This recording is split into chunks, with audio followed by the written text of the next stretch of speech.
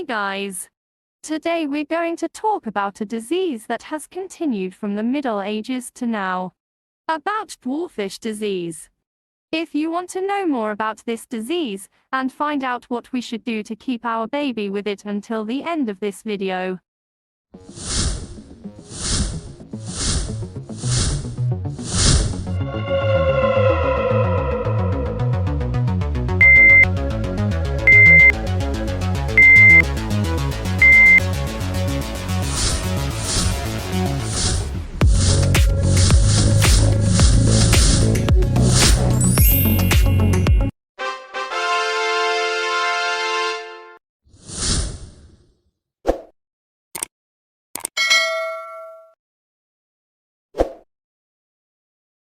Achoneroplasia is a genetic disorder that causes dwarf.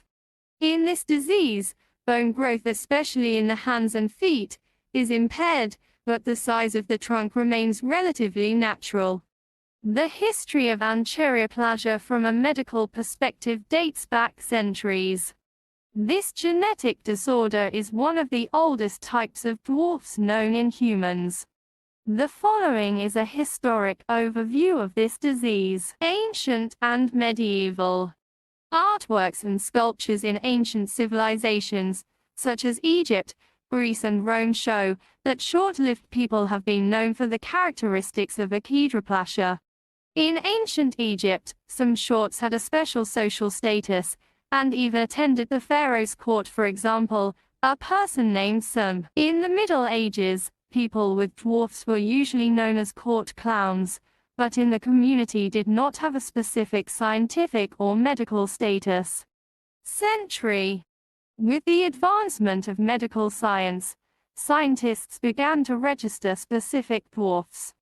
At the end of the 5th century, doctors recorded the difference between different types of dwarfs, such as achoneroplasia and hypochondroplasia, but their genetic cause was not yet known. 5th century Great Mutation in scientific understanding. In the early decades of the 5th century, achoneroplasia was identified as an independent disorder and its clinical characteristics were described. In 1994, the mutation in the FGFR3 gene was identified as the main agent of achoneroplasia. This was a revolutionary discovery in the scientific understanding of the disease.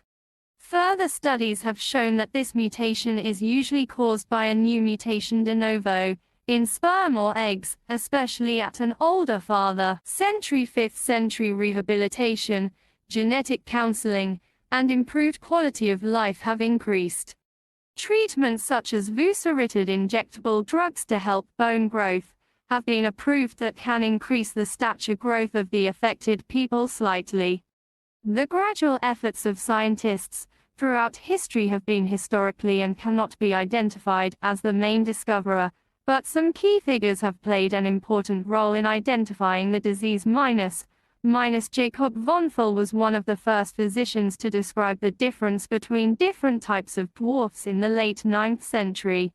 Pierre Marie, a French physician early in the 5th century, he used the term achoneroplasia for the first time. He was one of the founders of neurological science, and described diseases such as achoneroplasia from clinical perspective. Joseph Hall, 20th century. In the 1980s to 1980s, he was one of the first to accurately and systematically compare the clinical characteristics of achoneroplasia. Hall contributed greatly to achoneroplasia and other types of dwarfs.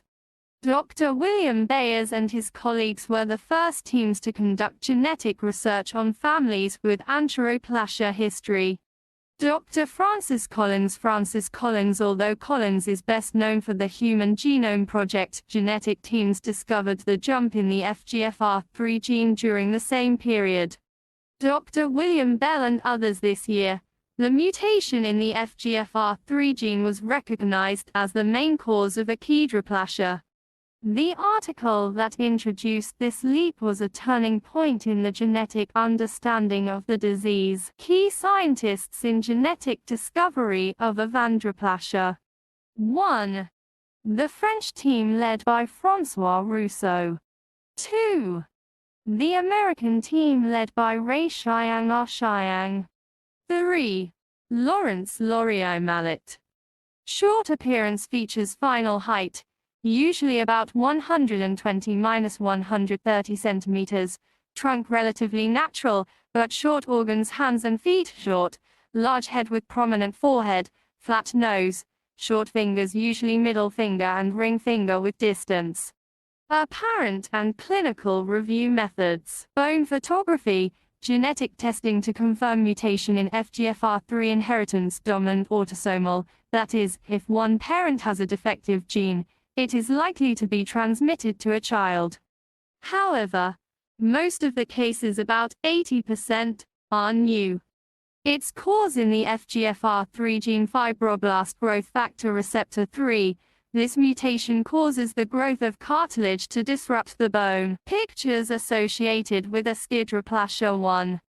The diagram of the physical properties of the achoneroplasia of the image as a schematic feature shows the appearance of people with achoneroplasia, including large head macrosis, prominent forehead, short organs rhizomal, and special shape of the hands.